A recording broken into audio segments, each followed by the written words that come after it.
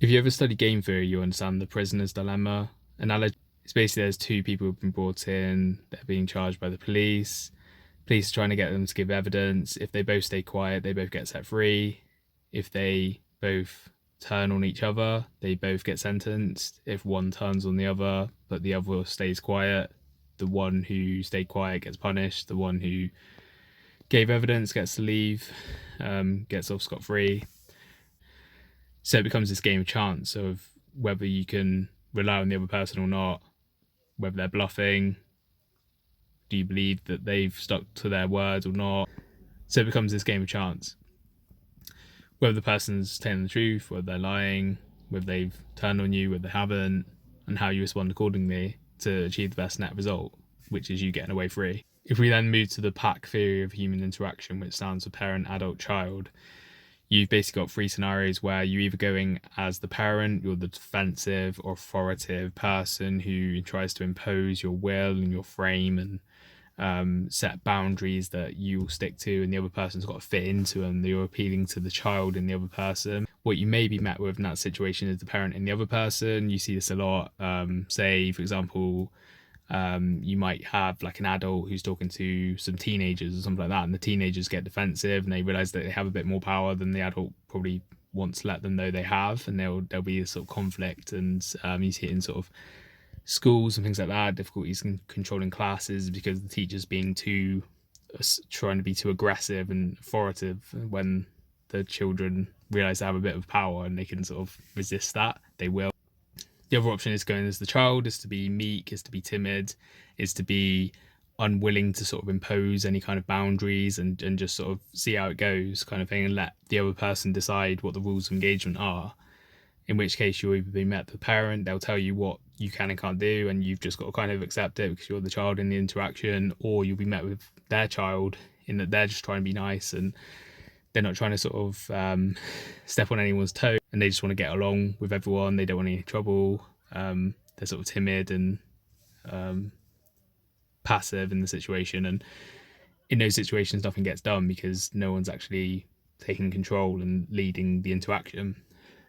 So what you're trying to achieve is an adult to adult relationship where you both set boundaries, you both respect each other, you both trust each other, and you both proceed on a sort of mutual understanding of how the interaction is going to go. So with that in mind, if we go back to the prisoner's dilemma situation, you can either bluff your way going in and call out the child in the other person. It's just a game of sort of probability as to whether the person will respond with their child mindset, or whether you'll get the parent and there'll be a clash and a conflict. At the same time, if you go in as the child, you're trying to be nice and all that sort of stuff, they might take control of the situation. They might be the prisoner who gives evidence on you, even though you're just trying to be faithful to them. They turn on you, they impose a frame, they start telling you what to do, and you have no control. And we see this in real life in how teams are managed a lot of the time, either because the manager naturally reverts to a parent relationship and they are maternal to their team, and they take responsibility for everything, and they want to know everything that's going on, and they micromanage and they tell people what to do, and they won't let people to set their own boundaries or tell them what they find acceptable or not. They just impose their set of rules, and this is what you must stick to, and there's no arguing with this. And then the team has an option,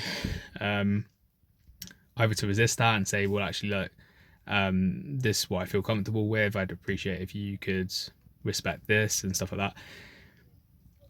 In that situation, there will either be that result in conflict, and there'll be sort of a struggle, and there'll be sort of a culture of resentment and low morale and things like that, because they're both trying to be the parent, or the team will just accept it and be the child and yes, I know, sir, just do whatever they're told. You have a manager who's sort of weak, alternatively, who is afraid of holding people to account, won't have the difficult conversations, finds it difficult to kind of take control and be heard and to lead the team, and that's not effective either. So you want to have a situation where you're mutually respectful towards one another, you trust one another, you set boundaries, you respect each other's boundaries, you know what each person in the team is willing to accept, what they're not willing to accept, how they see the world, how they see things, what motivates them, all that sort of stuff. So ideally you want to have this adult to adult relationship with each and every one of your employees, And that is essentially the equivalent of the two prisoners refraining from giving evidence. So neither of them, so they both prosper. It's a positive result for both. They both get let off because there's no evidence. It's so difficult to find that sort of relationship with people. I find it could be in work, it could be in friendships, it could be in romantic relationships, to find a position where you can meet someone who is willing to give you the trust and respect that you're willing to give to them. And in doing so, not exposing yourself. If you come offering, hey, I'm an adult, I just want to, I respect you, I trust you, and I just want to be trusted and respected in return. A lot of the time, they naturally revert to a parent situation. They try and be aggressive, or they'll be passive, and it's very difficult to sort of push them to where you want them to be an adult. It's unfortunate, but for me, I've tried my best to minimize situations where I don't feel trusted and respected. And that can be very difficult because you want to have friends, you want to have romantic relationships, you want to have a job, you want to have, a place in society. And so, that can be hard enough as it is without sort of then cutting out everything where you don't feel that you're getting what you need out of it and you're being treated as the adult in the interaction. But in my honest experience, that's the only way to do it. It's the best way. It's the only way you can really be happy. And this comes back to sort of valuing yourself, valuing your own time, valuing who you are, building yourself to a point where you're happy with who you are and you don't need other people. And that primarily is going to be financially, in terms of having some resilience and having flexibility in choosing where you work and who you work with, and socially, in terms of having a wider choice of people to be friends with, instead of sort of being stuck with the people that you get.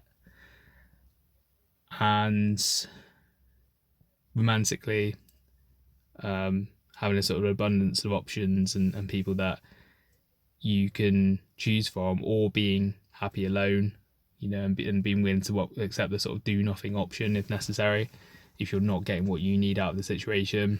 I'd encourage you to read it. I think it would help an awful lot of people, like it has me, to understand perhaps why you're not getting what you need out of the relationships in your life. Being able to distinguish those which are value-adding relationships and which are those that are value-detracting relationships, where it's taking away from you and you're not getting anything in return. And I don't mean, that you're being paid to be friends with someone or you need to get something off them, but it shouldn't be about them taking from you all the time either. And this is all part of being, like I say, an adult, and that doesn't necessarily relate to your age. You could be, 80 years old and still not having cracked this concept, unfortunately. So it's something to think about. I encourage you to give it some thought, to apply it to your own relationships, to understand, do you need to stand up for yourself more? Do you need to be less overbearing? Do you need to take a step back and sort of allow people in your life to sort of grow and sort of refrain from taking control of situations and things like that? It's a really interesting theory, and it's helped me an awful lot in my life and sort of understanding how I go about things and controlling who I let into my life and let have influence over me. So I highly encourage you to watch it. Unfortunately, it's got dark around me quite quickly. I kind of misjudged the timing, but appreciate if you've sat and watched this all the way through. Thanks for watching. Bye.